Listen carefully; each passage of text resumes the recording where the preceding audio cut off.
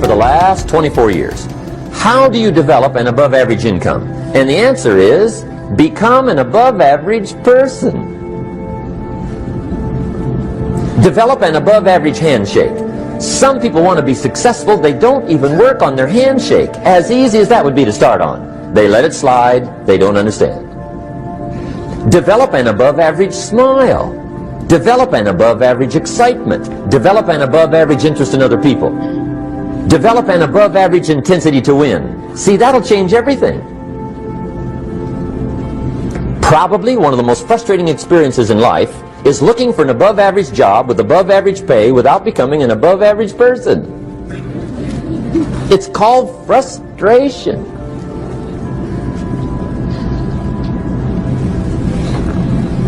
And Mr. Shoaff gave me probably the greatest clue he gave me when I first met him. He said, Jim, if you want to be wealthy and happy the rest of your life, just learn this lesson well. He said, learn to work harder on yourself than you do on your job.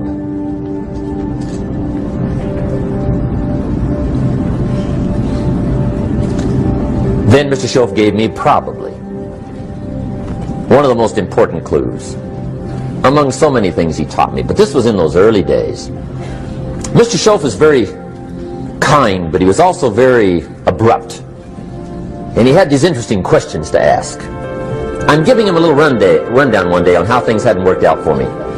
He said, Mr. Rohn, I've got the answer for you if you will listen carefully. And listen carefully I did that day and for the next 5 years. If somebody's wealthy and happy, you gotta listen. He said, Jim, I've only known you a short time, but he said, it's already my honest opinion that for things to change for you, you've got to change. That wasn't quite the answer I was looking for. But that's the answer he gave me, and I pass it along to you. For things to change for you, you've got to change. Otherwise, it isn't going to change. Before I met Mr. Shoaff, I used to say, I sure hope things will change. Right? That seemed to be my only hope. If it isn't going to change, I'm in serious trouble. And then I discovered it isn't going to change, so I'm in serious trouble.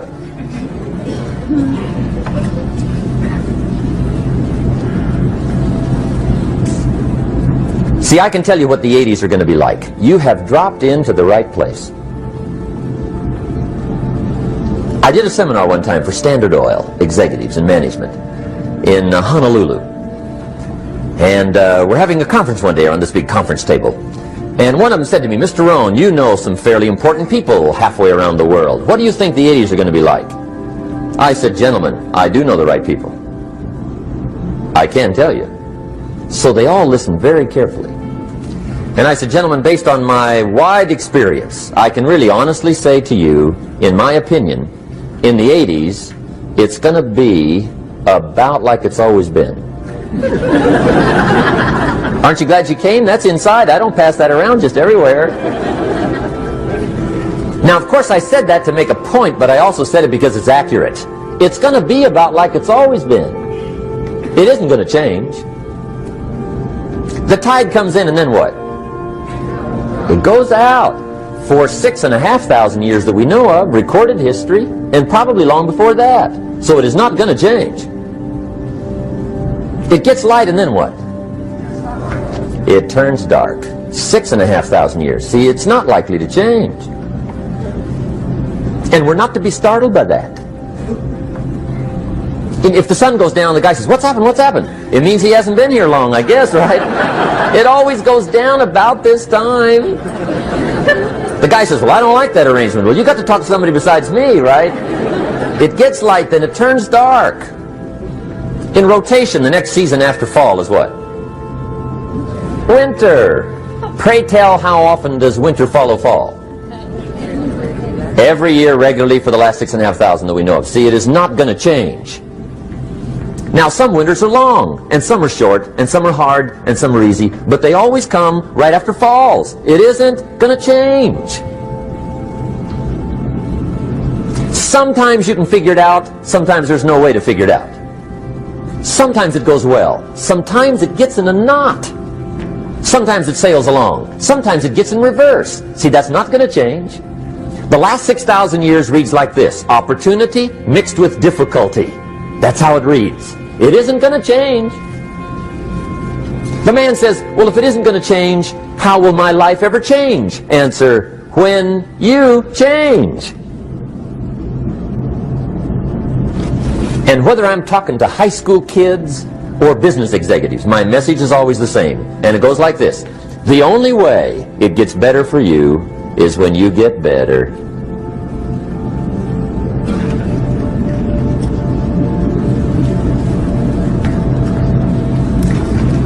Let me give you the 4 major lessons in life to learn. Here's 4 majors. It's good to study the majors. In our weekend seminar we teach. Some people don't do well because they major in minor things. You've got to be on the lookout. At the end of every week, end of every month, you've got to check, make sure you're not spending major time on minor things. We go through that whole series. Majors and minors. Now, let me give you 2 phrases before we get to the 4 majors. This will set it up and you'll see where I'm going. 2 key phrases for your notes. Here's the first one. Life and business is like the changing seasons. That's the first phrase. Life and business is like the changing seasons. One of the best ways to describe life, it's like the seasons. Frank Sinatra sings, life is like the seasons. Now here's the second phrase. Very important. You cannot change the seasons, but you can change yourself. You can't change the seasons, but you can change yourself. And see, that's how life gets better for you, not by chance, but by change. Now, here's the 4 major lessons in life to learn. I've got my first book finished. Came out a couple of weeks ago. This is in it. The 4 major lessons in life to learn. Here they are. Number 1, learn how to handle the winters. That's lesson 1. They come right after falls with regularity. Some are long and some are short and some are hard and some are easy, but they keep coming. You must learn to handle the nights. They come right after days. You must learn to handle difficulty. It comes right after opportunity. You must learn to handle recessions. They always follow progressions. For the last 6,000. See, it isn't going to change. The lesson you must learn is how to handle it. And there's all kinds of winters, right? The winter when you can't figure it out. The winter when it all goes smash. The winter when it turns belly up. The winter when it won't work, when you've run out of money and you've got a broken heart. See, those are winter times. There's all kinds. Economic winters, social winters, personal winters. When your heart is smashed in 1,000 pieces, and the nights are unusually long, your prayers seem to go no higher than your head. It's wintertime. Barbara Streisand sings, "It used to be so natural to talk about forever, but used to be's don't count anymore. They just lay on the floor till we sweep them away. You don't sing me love songs, and you don't say you need me, and you don't bring me flowers anymore." A song of winter. But see, the disappointments come. Those are normal. That's part of life. But the question is, how do you handle it? How do you handle the coming winters and the disappointments and the down times? Well, you can't get rid of January by tearing it off the calendar. But here's what you can do. You can get stronger, you can get wiser, and you can get better. The winters won't change, but you can. And that's how life changes for you. See, before I understood, when it was winter, I used to wish it was summer. I didn't understand. When it was hard, I used to wish it was easy. I didn't know. And then Mr. Schoaf gave me a part of his very unique philosophy when he said, "Don't wish it was easier, wish you were better." See, that triggered my whole life change. Don't wish for less problems. Wish for more skills. Don't wish for less challenge. Wish for more wisdom. That's the key. So that's lesson 1. Learn how to handle the winters. Here's lesson 2. Learn how to take advantage of the spring. That's the second one. Spring is called opportunity. And spring follows winter. What a great place for it. If you were going to put it somewhere, that'd be the place to put it, right after winter. And pray tell, how often does spring follow winter? Every year with regularity, 6,000. You can almost count on it. See, opportunity always comes. Days follow nights. Isn't that terrific? Opportunity follows difficulty. But here's what you must learn to do. Underline these 2 words in that key phrase. Take advantage. Underline those 2. You must learn to take advantage of the spring. See, just because spring rolls around is no sign you're going to look good come fall. You gotta do something with it.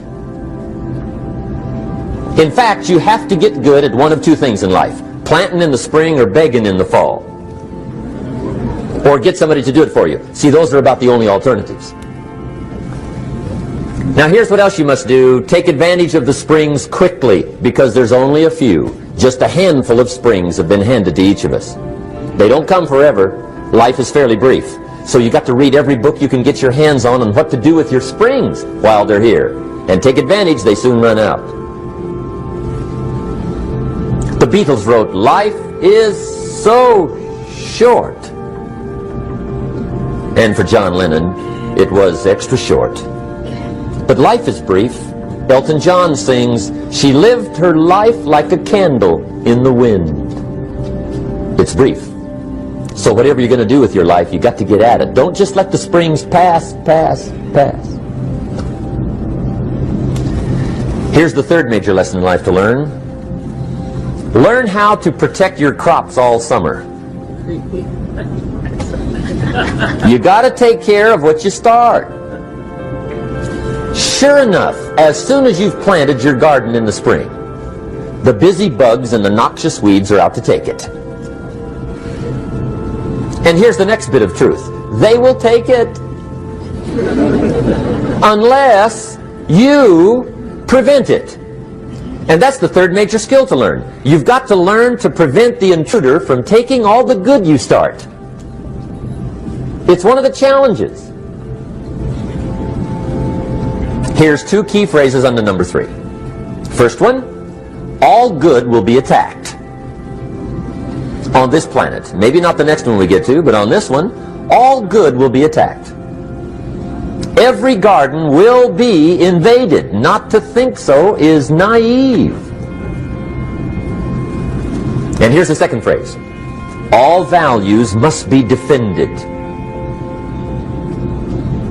Political values, social values, community values, family values, marriage values, friendship values, business values. Every garden must be tended all summer. Third major lesson. Now here's number 4. Fourth major lesson in life to learn. Learn how to reap in the fall without complaint. Learn to reap come harvest time without complaint. Take full responsibility for what happens to you. It's one of the highest forms of human maturity, accepting full responsibility. It's the day you know you've passed from childhood to adulthood, the day you accept full responsibility. And another note, learn to reap in the fall without apology. Without apology if you do well, and without complaint if you don't. That's maturity. I used to have that long list of reasons why I wasn't doing well. To explain. You got to explain, right? Otherwise you're going to look bad. I used to have this funny list called Reasons for Not Looking Good.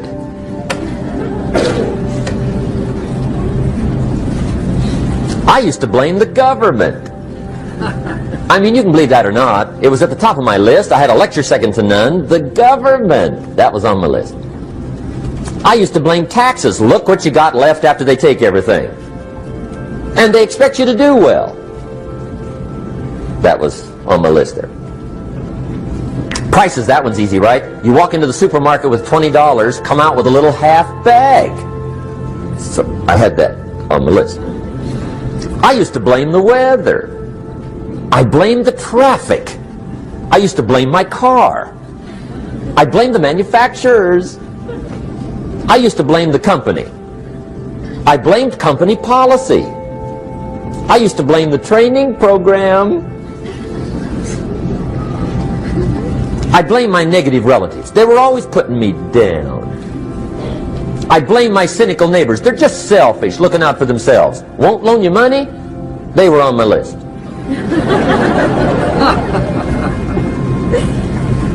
I used to blame the economy. I blamed the community. That's a pretty good list for not doing well, isn't it? I thought it was good. I'll never forget one day, Mr. Schoaf was very kind, but he was also very blunt, and this was no exception. And I'm glad he was blunt. There's a lot of things I'd have missed if he hadn't have been blunt.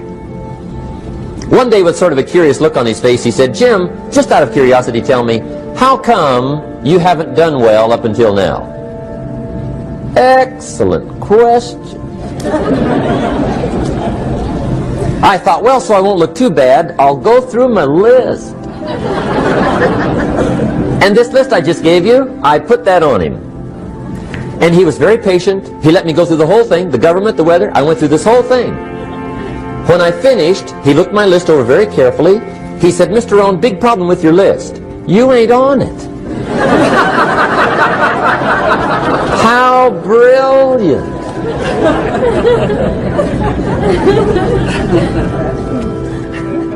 When I went to work for him a few months later, I learned very quickly to tear up my list, reasons for not doing well, and I threw it away. And I got me a fresh piece of paper.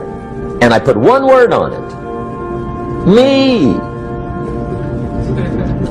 There's a Black Heritage spiritual that says, "It's not my mother nor my father, nor my brother nor my sister, but it's me, O Lord, standing in the need of prayer." See, I used to blame everything outside. And then let me give you a little philosophy that helped turn my life around. For your notes, here it is. It's not what happens that determines the quality or the quantity of your life. It's not what happens. And the reason is because what happens to about everybody. No different. The sun went down on all of us last night. A common event, a happening. And I found out that the same things can happen to two different people. One gets rich and one stays poor. Why is that? It's because it's not what happens, but rather it's what you do that changes everything. So that's a key phrase. It's not what happens, it's what